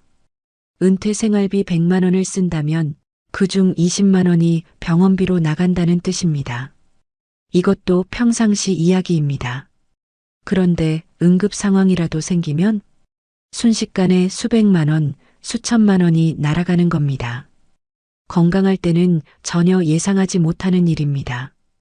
보험이 있어도 모든 걸 다 커버해주지 않습니다. 김 씨 부부는 고민 끝에 결정했습니다. 결국 집을 담보로 대출을 받았습니다. 다른 방법이 없었습니다. 평생 모은 돈만으로는 부족했습니다. 남편은 다행히 살아났지만 매달 빠져나가는 이자와 생활비가 또 다른 짐이 되었습니다. 은퇴 후 즐기려 했던 평온한 일상은 사라지고 병원비를 갚기 위한 전쟁이 시작됐습니다. 몇 달이 지난 후 아내가 말했습니다. 건강할 때는 정말 몰랐어요. 아프면 이렇게 돈이 많이 들 줄은 꿈에도 몰랐어요. 후회가 섞인 목소리였습니다. 병원에서 만난 다른 가족들도 마찬가지였습니다. 우리만 이런 게 아니구나. 모두들 비슷한 어려움을 겪고 있었습니다. 예상치 못한 의료비 때문에 고생하는 사람들이 많았습니다. 여기서 우리가 꼭 기억해야 할 점이 있습니다. 보험, 장기요양제도. 이건 선택이 아니라 필수입니다. 미리 준비하지 않으면 큰 어려움을 겪을 수 있습니다. 노후의 가장 큰 적은 예상치 못한 의료비입니다. 지금은 보험료가 아깝다고 느껴질 수 있습니다. 매달 나가는 돈이 부담스럽기도 합니다. 하지만 나중에는 삶을 지켜주는 유일한 방패가 될 수 있습니다. 김 씨 부부처럼 되지 않으려면 말입니다. 건강할 때 미리 준비해야 합니다. 아픈 다음에는 이미 늦습니다. 돈이 아니라 준비가 진짜 자산입니다. 의료비로 고생하는 건 김 씨 부부만이 아닙니다. 또 다른 위험이 은퇴자들을 기다리고 있었죠. 바로 끝없는 자녀 지원의 덫이었습니다. 김경수 씨는 평생 공무원으로 일했습니다. 아내는 전업주부로 가정을 지켰습니다. 두 사람은 늘 말했습니다. 자식만 잘 키우면 된다고 믿었습니다. 퇴직을 앞둔 60대 부부. 이제 좀 쉬자는 말을 꺼내기도 전에 자녀 문제로 고민이 시작됐습니다. 경수 씨 부부에게는 두 자녀가 있었습니다. 큰아들과 작은딸. 둘 다 성인이 되어 각자의 길을 걸어가고 있었습니다. 하지만 독립은 쉽지 않았습니다. 퇴직금 1억 2천만 원을 받았을 때 경수 씨는 안도의 한숨을 쉬었습니다. 이제 노후 준비를 본격적으로 할 수 있겠다고 생각했습니다. 하지만 그때 큰아들이 찾아왔습니다. 결혼을 앞두고 있다는 소식과 함께 전세 보증금이 필요하다고 했습니다. 요즘 집값이 너무 올라서 어쩔 수 없다고 말했습니다. 경수 씨는 잠시 망설였습니다. 퇴직금의 절반 가까운 돈이었습니다. 하지만 아들의 간절한 표정을 보니 거절하기 어려웠습니다. 결국 5천만 원을 내줬습니다. 아들은 고마워하며 꼭 갚겠다고 약속했습니다. 하지만 경수 씨는 속으로 알고 있었습니다. 돌려받기는 어려울 거라는 사실을 말입니다. 몇 달 후에는 딸이 결혼을 하겠다며 찾아왔습니다. 예식장 예약금부터 시작해서 신혼집 마련, 혼수까지 준비해야 했습니다. 다 합쳐서 상당한 금액이 필요했습니다. 경수 씨는 속으로 걱정이 들었습니다. 퇴직금이 벌써 절반 이상 줄어들고 있었습니다. 하지만 아내의 한마디에 고개를 끄덕였습니다. 여보, 부모 된 돌이잖아요. 결국 딸의 결혼 비용으로 또다시 수천만 원이 빠져나갔습니다. 통장 잔액은 빠르게 줄어들고 있었습니다. 노후 자금은 생각보다 빨리 사라지고 있었습니다. 하지만 문제는 그 다음이었습니다. 큰아들이 다니던 회사에 어려움이 생겼습니다. 구조조정으로 인해 퇴사를 하게 됐습니다. 새로운 일자리를 찾기가 쉽지 않았습니다. 몇 달 동안 취업 준비를 했지만 마땅한 곳을 찾지 못했습니다. 그러던 중 아들이 말했습니다. 작은 가게라도 한번 해보고 싶다고 했습니다. 경수 씨는 고민이 깊었습니다. 이미 퇴직금의 대부분을 써버린 상황이었습니다. 하지만 아들의 미래를 생각하니 또다시 마음이 흔들렸습니다. 결국 남은 돈 중에서 사업 자금을 지원해줬습니다. 가게 임대료부터 인테리어 비용, 초기 운영 자금까지 모든 걸 부담했습니다. 아내는 애써 웃으며 말했습니다. 자식들이 잘 되면 우리도 좋은 거 아니냐고. 하지만 속으로는 불안했습니다. 정작 자신들의 노후는 준비되지 않고 있었습니다. 실제로 한국보건사회연구원 조사에 따르면 중장년층 부모의 30% 이상이 퇴직금이나 노후 자금을 자녀 지원에 사용한다고 합니다. 문제는 이렇게 쓰고 나면 정작 본인의 노후는 준비되지 않는다는 사실입니다. 부모의 희생이 결국 또 다른 부담을 만들어내는 겁니다. 몇 년이 지난 후 경수 씨 부부의 상황은 어떻게 됐을까요?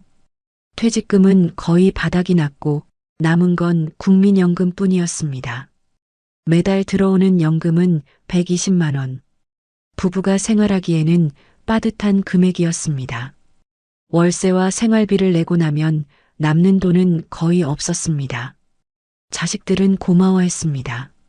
하지만 정작 부모는 스스로의 노후를 포기한 대가를 치러야 했습니다. 도움을 청하고 싶어도 자식들도 각자 바빴습니다. 생활비를 감당하기도 벅찬 상황이었습니다. 경수 씨는 종종 후회했습니다. 자식을 돕는 건 좋지만 한계를 두지 않은 게 문제였다고 생각했습니다. 부모의 노후가 무너지면 결국 자녀에게도 짐이 된다는 걸 그때서야 깨달았습니다. 주변에서도 비슷한 이야기를 많이 들었습니다.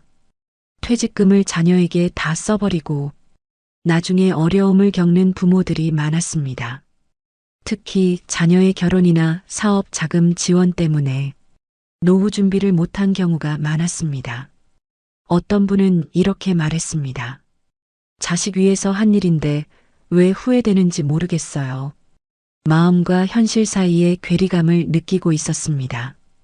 또 다른 분은 이런 이야기를 했습니다. 도와주고 싶은 마음은 굴뚝 같은데 정작 우리 노후는 어떻게 해야 할지 모르겠어요. 많은 부모들이 같은 고민을 하고 있었습니다. 사실 자녀를 돕는 게 잘못된 건 아닙니다. 부모로서 당연한 마음입니다. 하지만 문제는 한계선을 두지 않은 지원입니다. 부모의 노후가 무너지면 결국 자녀에게도 부담이 됩니다. 현명한 부모들은 다르게 접근합니다. 자녀 지원에 일정한 한계를 두고 자신들의 노후도 함께 준비합니다. 우리가 건강하고 안정적이어야 자식들도 편하다는 생각을 갖고 있습니다. 어떤 부모는 이렇게 말했습니다. 처음에는 야박하다고 생각했는데 지금 보니 그게 맞는 것 같아요. 자녀도 부모의 노후 준비가 필요하다는 걸 이해하게 됐다고 했습니다. 경수 씨 같은 상황을 피하려면 미리 계획을 세우는 게 중요합니다. 자녀 지원 예산을 정해두고 그 범위 내에서만 도움을 주는 겁니다. 또한 자녀들과도 솔직하게 대화해야 합니다. 부모의 노후 준비가 왜 중요한지 함께 이해하고 협력하는 게 필요합니다. 희생이 사랑이 아닙니다. 지혜로운 선택이 진짜 사랑입니다. 부모와 자녀 모두가 행복한 노후를 만들어가는 것. 그것이 진정한 가족의 모습이 아닐까요? 정민호 씨 62세. 평생을 회사에 다니며 성실히 살았습니다. 퇴직금 1억 8천만 원을 손에 쥐었을 때 가슴이 뿌듯했습니다. 30년 넘게 직장 생활을 하며 한 푼 두 푼 모은 소중한 돈이었습니다. 이제 은퇴 후 여유로운 생활을 할 수 있겠다고 생각했습니다. 하지만 주변에서 가장 많이 들은 말은 이것이었습니다. 형, 갭 투자해. 집값은 무조건 오른다니까. 친구들, 동료들, 심지어 가족들까지 모두 부동산 투자를 권했습니다. 부동산은 절대 안 망한다. 많은 사람들이 그렇게 믿었습니다. 특히 서울 근교 아파트는 계속 오를 거라는 확신이 있었습니다. 민호 씨는 아내와 상의했습니다. 아내는 잠시 망설였습니다. 평생 모은 돈을 투자한다는 게 부담스럽기도 했습니다. 하지만 주변의 성공 사례들을 들으니 마음이 흔들렸습니다. 다들 하는데 우리만 안 하면 손해 아닌가요? 결국 아내도 동의했습니다. 민호 씨 부부는 결정을 내렸습니다. 서울 외곽 신도시 아파트 2채를 전세 끼고 사기로 했습니다. 갭 투자라는 새로운 도전이 시작됐습니다. 첫 번째 아파트는 4억 원짜리였습니다. 전세금 3억 원을 끼고 1억 원만 투자하면 되는 조건이었습니다. 레버리지 효과로 큰 수익을 낼 수 있다고 했습니다. 두 번째 아파트도 비슷한 조건이었습니다.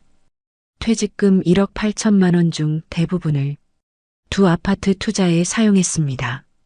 남은 돈은 생활비로 쓸 계획이었습니다. 처음에는 기분이 좋았습니다. 부동산 중개업소에서는 몇 년만 버티면 집값이 크게 오를 거라고 했습니다. 그러면 큰 수익을 낼 수 있다고 장담했습니다.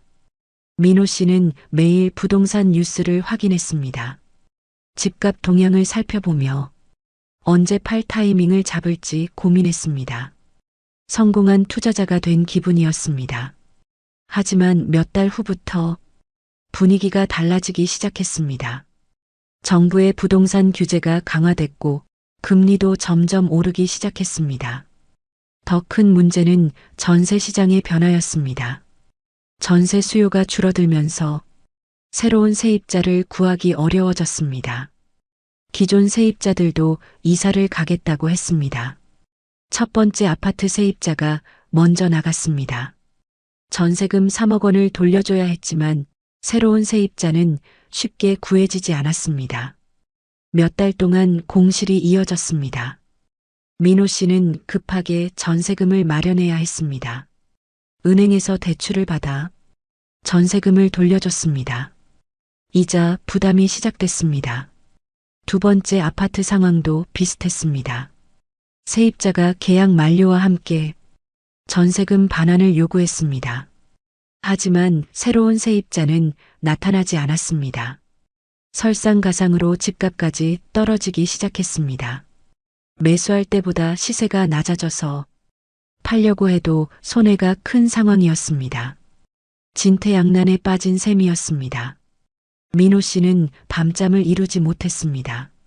매달 나가는 대출 이자만 해도 상당한 금액이었습니다. 생활비까지 부족해지기 시작했습니다. 아내는 절망적인 표정으로 말했습니다. 여보, 우리 이제 어떻게 해요? 목소리에는 불안과 후회가 섞여 있었습니다.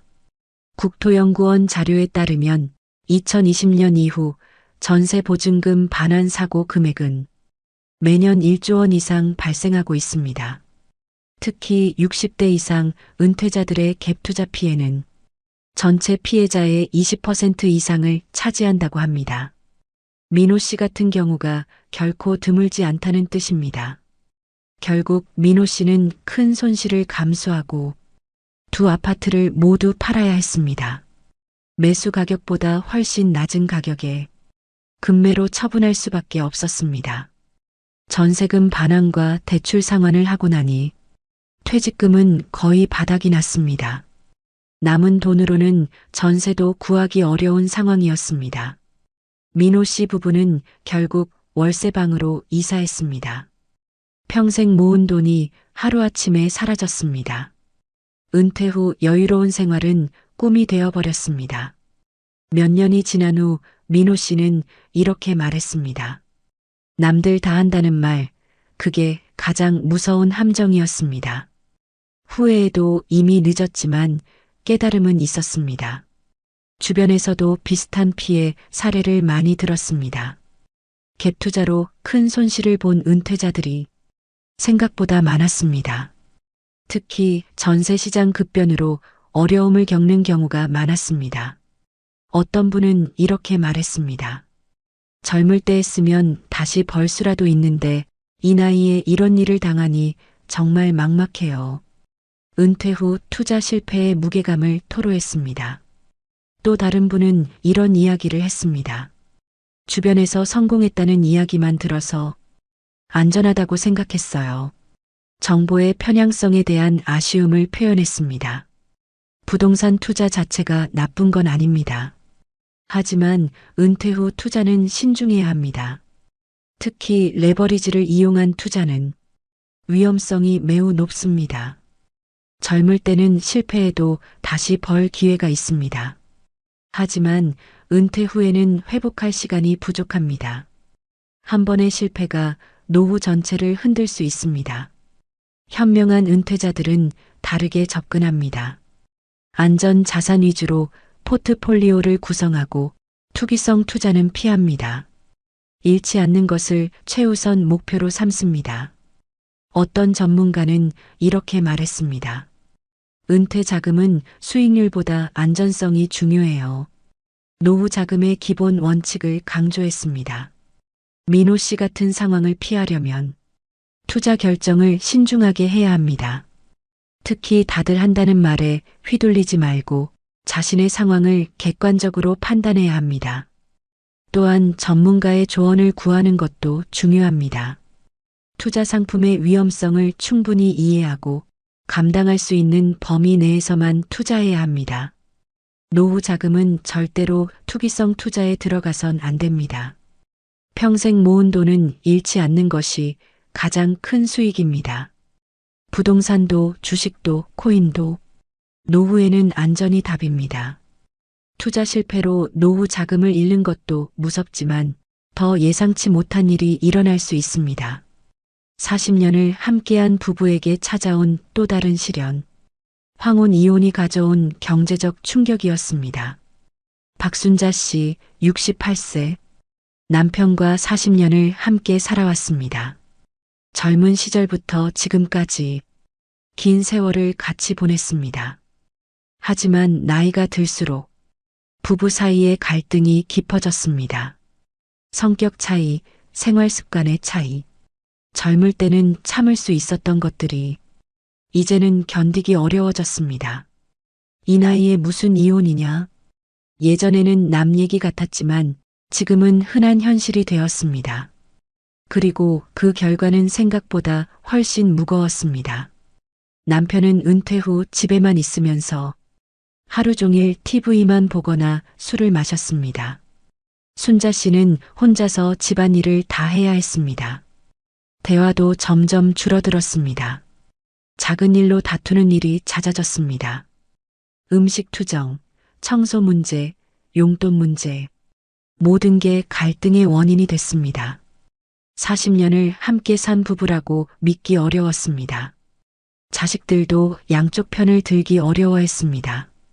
그냥 참고 사세요라고 말하지만 당사자들의 마음은 이미 멀어져 있었습니다. 순자 씨는 고민 끝에 결정했습니다. 남은 인생이라도 편하게 살고 싶다고 생각했습니다. 40년을 함께 했는데 결국 남은 건 빈 지갑뿐이구나. 결국 황혼 이혼을 택했습니다. 주변에서는 만류했지만 순자 씨의 마음은 이미 굳어져 있었습니다. 더 이상 함께 살 수 없다고 판단했습니다. 이혼 과정에서 재산 분할이 시작됐습니다. 순자 씨는 위자료 대신 살던 아파트를 반으로 나눠 가지기로 했습니다. 아파트 시세가 4억 원이었으니 각자 2억 원씩 갖는 조건이었습니다. 남편은 집을 팔아 절반의 금액을 가져갔고 순자 씨는 그 돈으로 작은 전세를 얻었습니다. 겉보기엔 공평해 보였습니다. 하지만 진짜 문제는 그 다음이었습니다. 생활비 문제가 현실로 다가왔습니다. 이혼 전에는 두 사람의 국민연금 합산이 매달 200만 원이 넘었습니다. 생활비로 충분한 금액이었습니다. 부부가 함께 쓰면 절약도 가능했습니다. 하지만 이혼 후 순자 씨에게 들어오는 건 혼자 받을 수 있는 95만 원 뿐이었습니다. 남편의 연금은 더 이상 가게에 도움이 되지 않았습니다. 매달 고정 지출을 계산해 보니 문제가 심각했습니다. 전세 관리비 30만 원, 생활비 60만 원, 의료비, 통신비 등을 합치면 120만 원이 필요했습니다. 연금 95만 원으로는 감당이 안 됐습니다. 매달 25만 원씩 부족한 상황이었습니다. 결국 전세를 줄여서 좀 더 작은 집으로 이사했습니다. 차액으로 생긴 돈을 생활비로 써야 하는 처지가 됐습니다. 딸에게 도움을 청했지만 상황은 쉽지 않았습니다. 엄마, 우리도 애들 키우느라 빠듯해요. 돌아온 건 미안한 대답뿐이었습니다. 아들도 마찬가지였습니다. 자신의 생활도 벅찬 상황에서 매달 엄마를 도와드리기는 어려웠습니다. 가끔 용돈을 드리는 정도가 전부였습니다. 후회와 허탈감이 밀려왔습니다. 통계청에 따르면 2023년 기준 황혼 이혼 비율은 전체 이혼의 35%에 달합니다. 10건 중 3건 이상이 황혼 이혼이라는 뜻입니다. 특히 65세 이상 여성의 상대적 빈곤율은 47%, 남성의 36%보다 훨씬 높습니다. 즉, 여성 노인은 남성보다 훨씬 더 빈곤 위험에 노출돼 있다는 뜻입니다. 순자 씨 같은 경우가 결코 특별하지 않다는 겁니다. 황혼 이혼 후 경제적 어려움을 겪는 여성들이 생각보다 훨씬 많습니다. 몇 달이 지나자 순자 씨는 계산을 해봤습니다. 매달 25만 원씩 부족한 상황이 계속된다면, 그리고 갑자기 급하게 큰 돈이 나간다면 전세 차액으로 생긴 돈도 몇 년 후에는 바닥날 게 뻔했습니다. 미리 대비책을 마련해야겠다고 생각했습니다. 건강도 문제가 됐습니다. 혼자 살면서 스트레스가 늘어나니 병원에 갈 일이 많아졌습니다. 의료비 지출도 만만치 않았습니다. 순자 씨는 결국 파트타임 일자리를 찾기 시작했습니다. 이렇게 가다가는 몇 년 못 버틸 게 뻔했기 때문입니다. 68세 여성이 구할 수 있는 일은 많지 않았지만 미리 준비하는 게 낫다고 판단했습니다. 주변에서도 비슷한 이야기를 많이 들었습니다. 황혼 이혼 후 경제적 어려움을 겪는 분들이 생각보다 많았습니다. 특히 여성의 경우 더 심각했습니다. 어떤 분은 이렇게 말했습니다. 이혼할 때는 자유만 생각했는데 경제적 현실은 생각 못했어요. 감정적 결정의 대가를 톡톡히 치르고 있었습니다. 또 다른 분은 이런 이야기를 했습니다. 젊을 때 이혼했으면 다시 일이라도 할 텐데 이 나이에는 그것도 어려워요. 나이의 제약을 절실히 느끼고 있었습니다. 물론 갈등을 참고 사는 게 능사는 아닙니다. 때로는 이혼이 더 나은 선택일 수도 있습니다. 하지만 경제적 준비 없는 이혼은 위험합니다. 현명한 선택을 위해서는 이혼 전에 경제적 계획을 세워야 합니다. 재산 분할 후 생활비가 충분한지, 혼자서도 생활이 가능한지 점검해야 합니다. 또한 자녀들과도 솔직하게 대화해야 합니다. 이혼 후 경제적 지원이 필요할 수 있다는 점을 미리 상의하는 게 중요합니다. 무엇보다 전문가의 조언을 구하는 게 좋습니다. 변호사, 재정 상담사 등의 도움을 받아 이혼 후 생활을 구체적으로 설계해야 합니다. 순자 씨는 지금도 후회하고 있습니다. 이혼 자체는 후회 안 하지만 경제적 준비를 못한 게 아쉬워요. 현실적 준비의 중요성을 뼈저리게 느끼고 있습니다. 갈등보다 더 무서운 건 이혼 이후의 경제 문제입니다. 관계를 정리하더라도 반드시 생활 설계는 필요합니다. 사랑의 끝은 자유일 수 있지만 준비 없는 이혼의 끝은 빈곤일 수 있습니다. 최영수 씨 70세, 연금 110만 원으로 살며 아내와 조용한 일상을 보내고 있었습니다. 큰 욕심도 없고 남들에게 피해주는 일도 없이 평범하게 살아가는 분이었습니다. 나만은 안 당하겠지. 많은 분들이 이렇게 말합니다. 하지만 실제로 피해자의 절반 이상은 평범한 노후를 보내던 어르신들이었습니다. 그날도 평소처럼 전화를 받았을 뿐입니다. 오후 2시쯤 집 전화가 울렸습니다. 영수 씨는 별 생각 없이 전화를 받았습니다. 아빠, 제가 사고를 냈어요. 정말 급해요. 지금 당장 도와주셔야 해요. 영수 씨는 당황했습니다. 아들이 사고를 냈다니. 평소 조심스럽게 운전하던 아들이었는데 믿기지 않았습니다. 하지만 아들의 절박한 목소리에 냉정하게 확인할 여유가 없었습니다. 얼마나 필요하냐? 고 묻자 1,000만 원만 바로 보내주세요라고 했습니다. 영수 씨는 그 자리에서 은행에 갔습니다. 평생 모은 돈 중 1,000만 원을 송금했습니다. 아들을 위해서라면 어쩔 수 없다고 생각했습니다. 송금을 마치고 나서야 뭔가 이상하다는 생각이 들었습니다.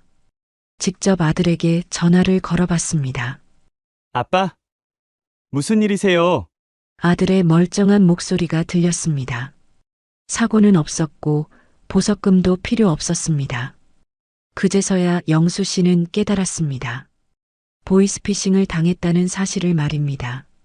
하지만 이미 늦었습니다. 1,000만 원은 되돌릴 수 없었습니다. 왜 잘 속을까요? 긴급성 때문입니다. 지금 바로 안 하면 큰일 난다는 말에 판단이 마비됩니다. 권위 남용도 큰 이유입니다. 검찰, 경찰을 사칭해서 법적 문제라고 하면 겁부터 먹게 됩니다. 기술적 속임수도 교묘합니다. 발신 번호를 실제 은행이나 관공서 번호처럼 조작하는 경우가 많습니다. 무엇보다 심리를 정확히 공략합니다.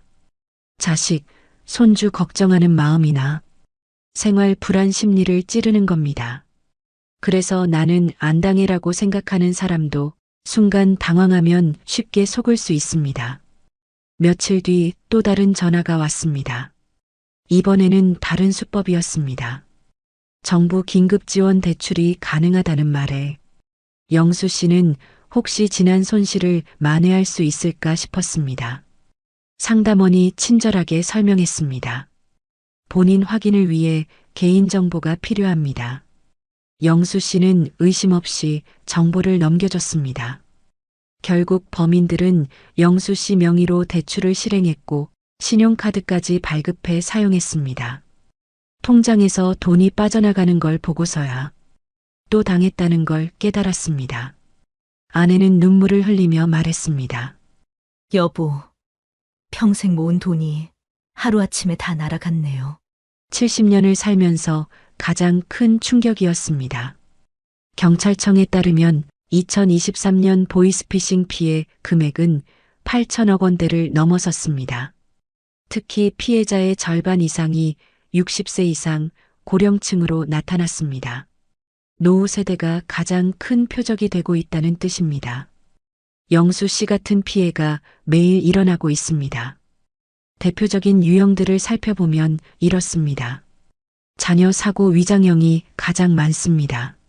아들이 사고 났다. 합의금 급하다는 식입니다. 정부 지원 사칭형도 늘고 있습니다. 긴급대출, 지원금 받으려면 본인 인증 필요라고 합니다. 검찰, 경찰 사칭형은 가장 교묘합니다. 계좌가 범죄에 연루됐다. 안전계좌로 옮겨라고 협박합니다. 최근에는 택배비 정산이나 건강보험 환급금을 사칭하기도 합니다. 영수 씨는 몇 달 후 이렇게 말했습니다. 순간의 당황함이 평생의 후회가 됐어요. 냉정함을 잃으면 누구나 당할 수 있다는 걸 깨달았습니다. 주변에서도 비슷한 피해 사례를 들었습니다. 나도 그런 전화 받았는데 다행히 의심했어요. 하지만 의심하지 못한 분들이 더 많았습니다.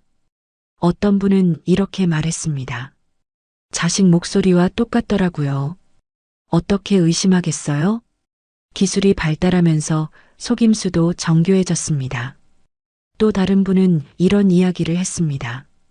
검찰이라고 하니까 겁부터 났어요. 죄짓지 않고 살았는데도 말이에요.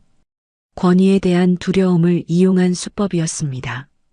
어르신들이 자주 당하는 이유가 있습니다. 첫째, 정보가 부족합니다. 새로운 사기 수법을 접할 기회가 적습니다. 둘째, 기술에 익숙하지 않습니다. 발신번호 조작이나 메시지 조작을 구분하기 어렵습니다. 셋째, 가족에 대한 걱정이 큽니다. 자식, 손주 이야기가 나오면 냉정한 판단이 어려워집니다. 넷째, 예의를 중시합니다. 상대방 말을 끝까지 들어주려고 하다가 말려들게 됩니다. 하지만 이런 특성들을 알고 있으면 충분히 예방할 수 있습니다. 가장 중요한 건 의심하는 것입니다. 낯선 전화가 왔을 때는 5분만 시간을 두고 생각해 보세요. 급하다고 재촉하면 더욱 의심해야 합니다. 가족 관련 내용이라면 반드시 직접 확인하세요. 전화를 끊고 해당 가족에게 직접 연락하세요. 개인정보는 절대 알려주지 마세요. 은행, 카드회사, 정부기관에서는 전화로 비밀번호나 계좌번호를 묻지 않습니다. 의심스러우면 11이나 182에 신고하세요. 경찰이나 금융감독원에서 확인해 줍니다. 부끄러워할 필요 없습니다. 영수 씨는 결국 경찰서에 찾아가 이렇게 말했습니다. 부끄럽지만 나 같은 피해자가 더는 없었으면 합니다. 뒤늦은 후회보다는 예방이 중요하다는 걸 강조했습니다. 노후 자산은 내 경계심으로만 지킬 수 있습니다. 낯선 전화, 급한 송금 요청은 반드시 5분만 멈추고 확인하세요. 노후 파산, 남이 막아주지 않습니다. 의심과 확인이 최고의 보험입니다. 오늘 우리는 노후를 무너뜨리는 5가지 이유를 살펴봤습니다. 첫째, 갑작스러운 의료비 폭탄. 건강할 때 미리 보험을 준비하고 응급 상황에 대비해야 합니다. 둘째, 끝없는 자녀 지원의 더. 자녀를 돕되 반드시 한계선을 정하고 부모 자신의 노후도 지켜야 합니다. 셋째, 위험한 부동산 갭 투자 실패. 노후 자금은 안전 자산 위주로 운용하고 투기성 투자는 피해야 합니다. 넷째, 예상 못한 황혼 이혼과 생활비 재앙. 관계 정리 전에 경제적 계획을 세우고 혼자서도 생활 가능한지 점검해야 합니다. 다섯째, 누구나 당할 수 있는 보이스피싱 금융 사기. 의심하는 습관을 기르고 급한 요청에는 반드시 5분 멈추고 확인해야 합니다. 이 5가지는 결국 한 가지로 이어집니다. 준비 없는 노후는 누구에게나 위기입니다. 혹시 이 이야기 속에서 여러분의 모습이 보이지 않으셨나요? 노후 파산은 남의 일이 아닙니다. 하지만 미리 알고 준비한 사람은 피할 수 있는 현실입니다. 가장 중요한 건 지금 시작하는 것입니다. 늦었다고 생각하지 마세요. 오늘부터라도 하나씩 점검해 보세요. 보험은 충분한지, 자녀 지원의 한계선은 있는지, 투자는 안전한지, 관계는 건강한지, 사기 예방 습관은 있는지 말입니다. 돈보다 중요한 건 지혜입니다. 그리고 지혜로운 준비가 여러분의 노후를 지켜줄 유일한 길입니다. 오늘 영상이 도움이 되셨다면 구독과 좋아요, 댓글 남겨주세요. 앞으로 더 많은 이야기를 전해드리는 큰 힘이 됩니다. 여러분의 안전하고 행복한 노후를 응원합니다.